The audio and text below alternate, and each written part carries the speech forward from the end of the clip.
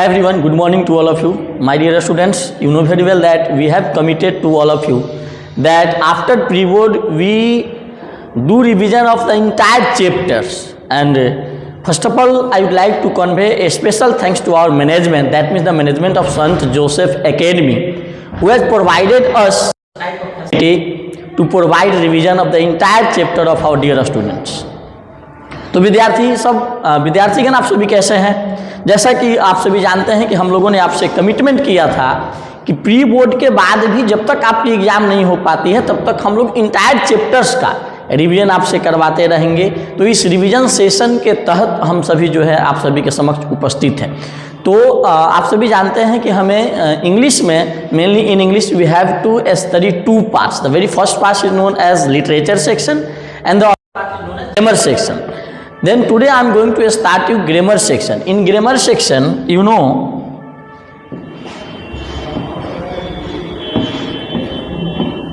in grammar section we have to study 5 chapters. In class 9th or 10th in grammar section we have to study 5 chapters. The very first is known as direct and indirect speech. Direct and indirect speech. Direct and indirect speech, which is also called narration. Second is known as subject verb agreement. Subject verb agreement, which is also called subject verb concord or syntax. Third is known as time and tense. This is very important chapter in English grammar for 9th and 10th class. Fourth is known as determiners. Determiners. Don't pronounce it determiners. It is determiners. And the fifth is known as modal auxiliary verbs. These are the 5 chapters that we have to study in class 9th and 10th. So I am going to start the very first topic, direct and indirect speech. I am going to start this topic.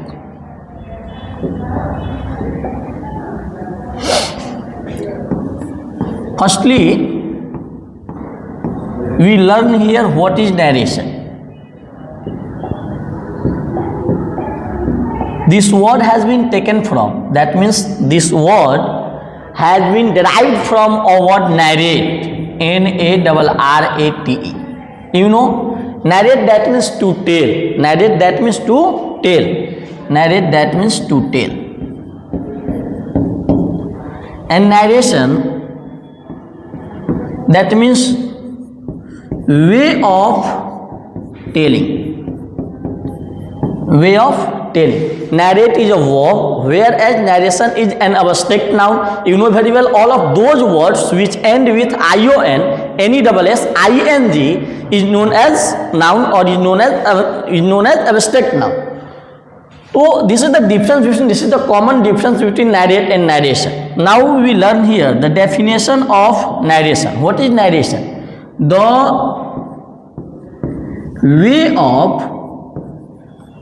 way of saying something.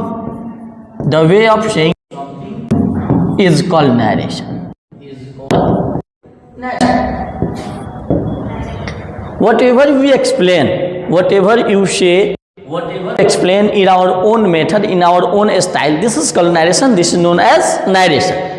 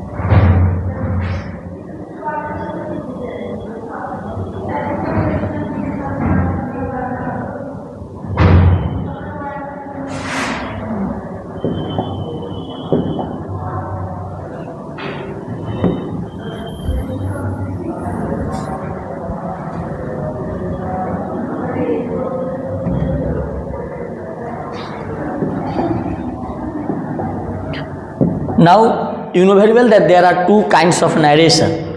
There are two kinds of narration. The very first is known as direct speech. Direct speech. It is also called direct narration. It is also called direct statement. What is direct speech? Direct speech, that means the statement of a speaker. The statement of a speaker is called direct speech. So in short you can say it. In short you can say it, a speaker's word or a speaker a statement is called a statement. A speaker's word or a speaker's statement is called direct speech or direct narration. For example, he says,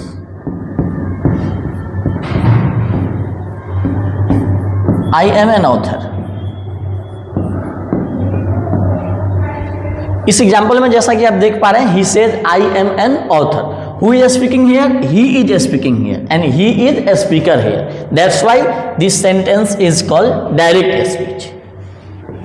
Second, indirect speech. Indirect speech.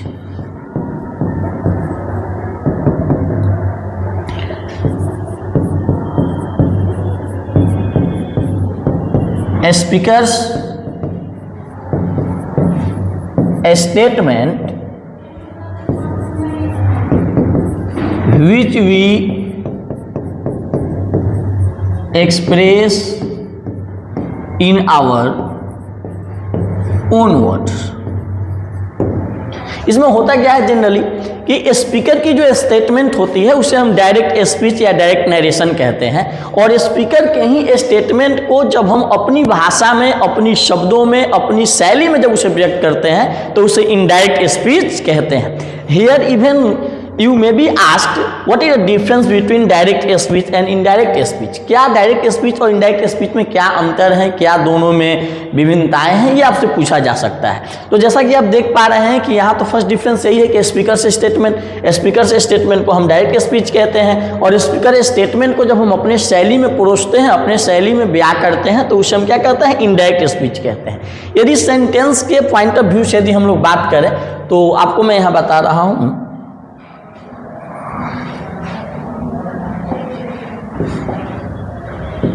एक मैं यहाँ सबसे पहले बता दूंगा आपको indirect speech का example. मैंने लिखा था उस एग्जाम्पल में, डायरेक्ट स्पीच के एग्जाम्पल में he says I am an author. उसी को जैसे ही मैं यहाँ एग्जाम्पल लूँगा, यहाँ लेकर आऊँगा तो मैं लिखूँगा he says that he is an author. He is an author. तो आपने देखा क्या, what ever you have observed here that we connect those both sentences with that. हम लोगों ने क्या किया कि उन दोनों सेंटेंस को यहाँ दो पार्ट को हमने यहाँ that से कनेक्ट कर दिया. तो एक डिफरेंस हो सकता है कि indirect speech there are two part of the sentence, whereas indirect speech we connect the both parts with that. Indirect speech में हम लोग दोनों पार्ट को दैट से कनेक्ट कर देते हैं. ये दूसरा डिफरेंस हुआ. तीसरा आप ये कह सकते हैं कि comma inverted commas are used in direct speech, whereas that comma and inverted commas are change into that in indirect speech. ये तीसरा डिफरेंस हो सकता है. अब हम लोगों को यहाँ सीखना है कि कैसे हम डायरेक्ट स्पीच से इनडायरेक्ट स्पीच में सेंटेंसेस को टर्न करते हैं. Now we are discussing about what is the difference between direct speech and indirect speech. हम लोग डिस्कस कर रहे थे कि डायरेक्ट स्पीच इनडायरेक्ट स्पीच में क्या अंतर होता है. तो हमने आपको बताया कि जैसा कि आप देख पाए या समझ पाए हैं कि speaker's statement is called direct speech. Speaker के स्टेटमेंट को हम लोग डायरेक्ट स्पीच कहते हैं, whereas speaker's statement which we express in our own words is called indirect speech.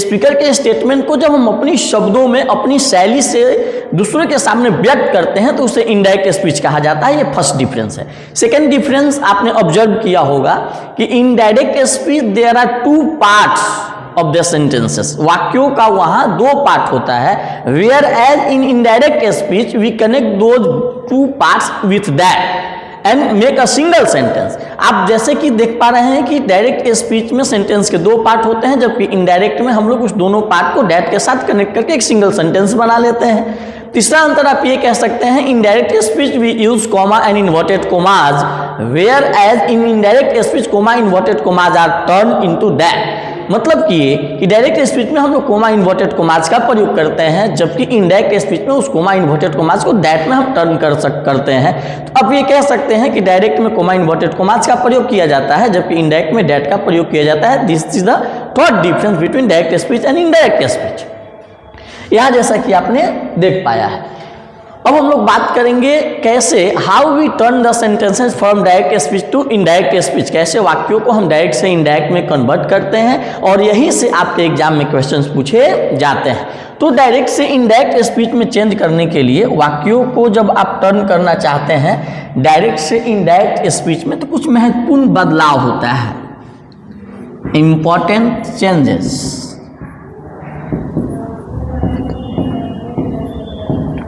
कुछ महत्वपूर्ण चेंजिंग होता है जो आपको करना होता है। सबसे फर्स्ट जो होता है जिसे हम कहते हैं change of person, change of person. Second जो चेंज होता है जिसे हम कहते हैं चेंज ऑफ टेंस। डायरेक्ट से इनडायरेक्ट स्पीच में चेंज करने के लिए हम लोग सबसे पहले क्या करते हैं, पर्सन को चेंज करते हैं, देन आफ्टर टेंस को चेंज करते हैं, and last we learn change of OPS. OPS that means other parts of speech.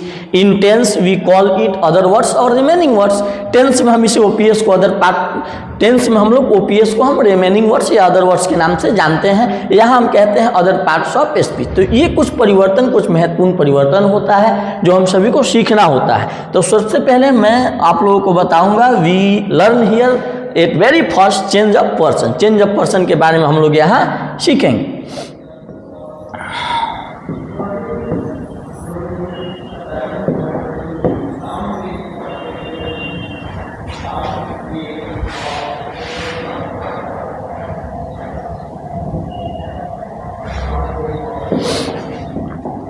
देखिए, चेंज ऑफ पर्सन में बड़ी एक आसान सा ट्रिक होता है जो मैं आप लोगों को बताने जा रहा हूँ, ध्यान देंगे आप सभी। इसके पहले सबसे पहले हम सेंटेंस के पार्ट को समझ लें कि आपको सीखना आसान होगा। जैसे मैं लिखूँ यहाँ, he says to me, he says to me, I am your guider.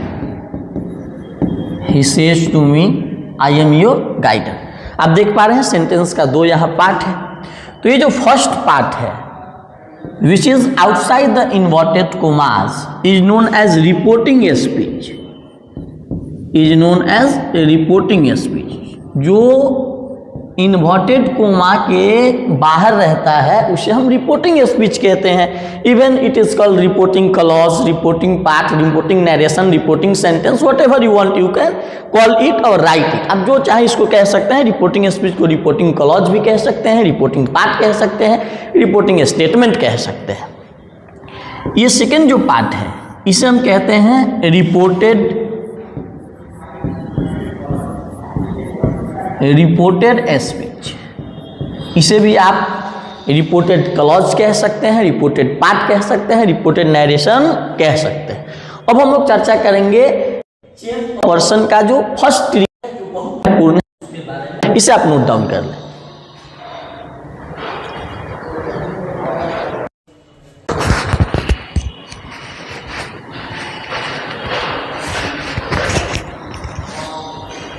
चलिए नोट डाउन आप सभी कर लिए। चलिए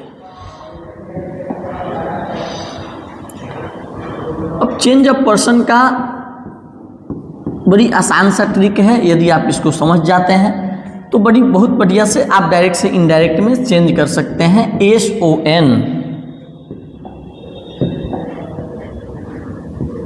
1 2 3 अभी हमने सेंटेंस को दो भाग आपको बताया था. Just I have told you that there are two parts of a sentence. The very first part which is outside the inverted commas is known as reporting speech and the part which is inside the inverted commas is known as reported speech. तो report, ये जो first जो SON वाली जो बातें हैं ये reporting speech की बात है. Reporting speech, REPORTING, reporting speech. और जो आप सेकंड देख पा रहे हैं ये रिपोर्टेड स्पीच की बात है. REPORTED, reported speech. ये देखिए ये ट्रिक बता क्या रहा है. ये ट्रिक बता रहा है कि if first person comes in reported speech, if first person comes in reported speech, it is changed according to the subject of reporting speech. If first person come, if second person comes in reported speech, it is changed according to the object of reporting speech. And if third person come in reported speech, it can't be changed. I'm just once again I'm going to explain you. मैंने आपको बताया कि यदि reported speech में first person आए तो इसे reporting के सब्जेक्ट के अनुसार बदलेंगे. यहाँ जैसे कि एक एग्जाम्पल मैं दे रहा हूँ, देखिए यहाँ he says to me I am your brother.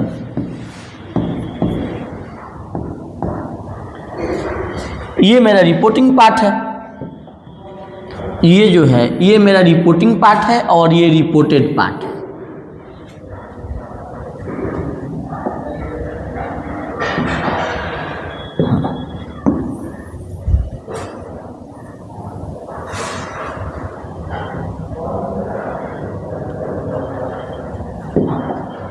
ये मेरा रिपोर्टिंग पार्ट है.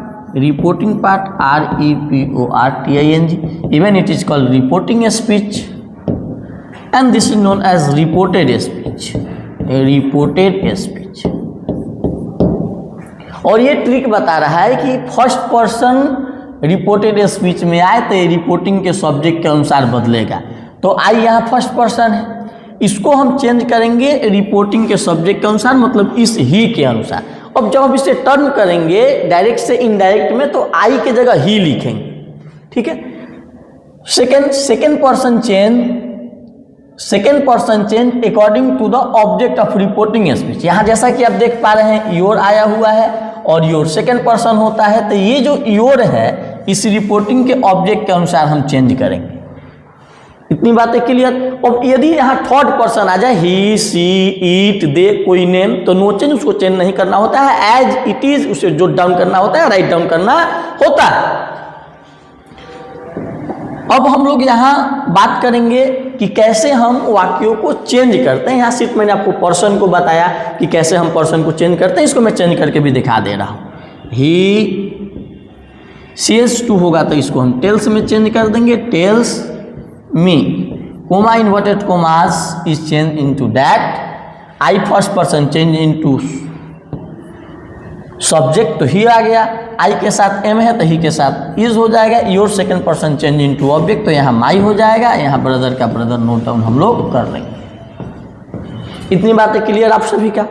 अब मैं आपको बता रहा हूँ कि कैसे मैंने यहाँ कोमा इन्वर्टेड कोमास के बदले डैट लिखा, कैसे यहाँ हमने सेज को टेल्स में बदल दिया. अब मैं आपको बता रहा हूँ that means ways of changing the sentences from direct speech to indirect speech. वाक्यों को कैसे हम डायरेक्ट से इनडायरेक्ट स्पीच में कन्वर्ट करते हैं, टर्न करते हैं, चेंज करते हैं, डू इनटू करते हैं, ये मैं आपको बता रहा हूँ.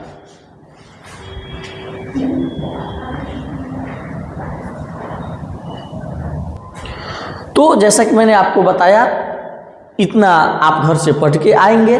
और आपको पढ़ना क्या है, देखना क्या है, तो आपको होमवर्क में मैं दे रहा हूं. होमवर्क में